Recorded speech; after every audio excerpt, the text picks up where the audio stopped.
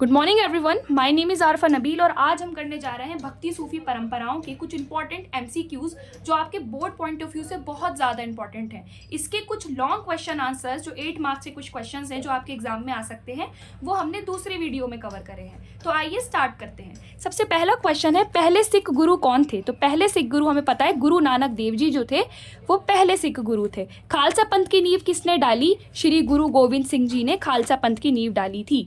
मीराबाई के गुरु कौन थे? तो संत रैदास जो थे वो कौन थे? मीराबाई के गुरु। आदि ग्रंथ साहिब का संकलन किसने किया था? श्री गुरु अर्जुन देव जी ने आदि ग्रंथ साहिब का संकलन किया था।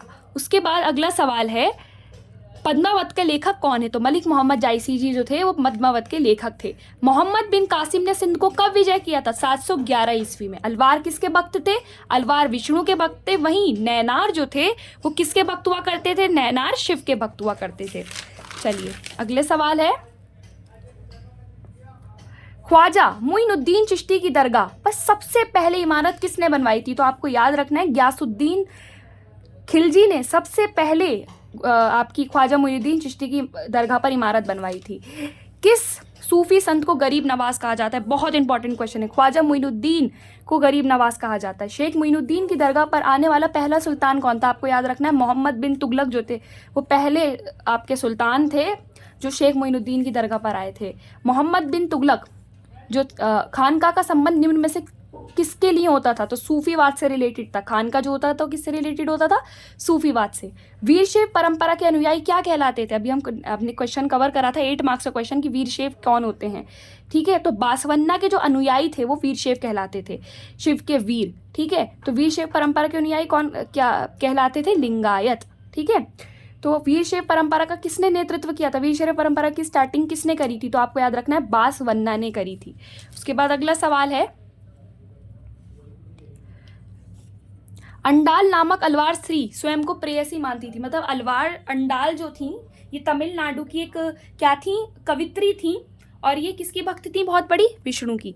उसके बाद नलयेरा दिव्य प्रबंधम नामक काव्य संकलन, नलयेरा दिव्य प्रबंधम, यह अलवारों का बहुत इंपॉर्टेंट क्या है? एक ग्रंथ है और इसको वेदों के समान इसकी तुलना की गई है।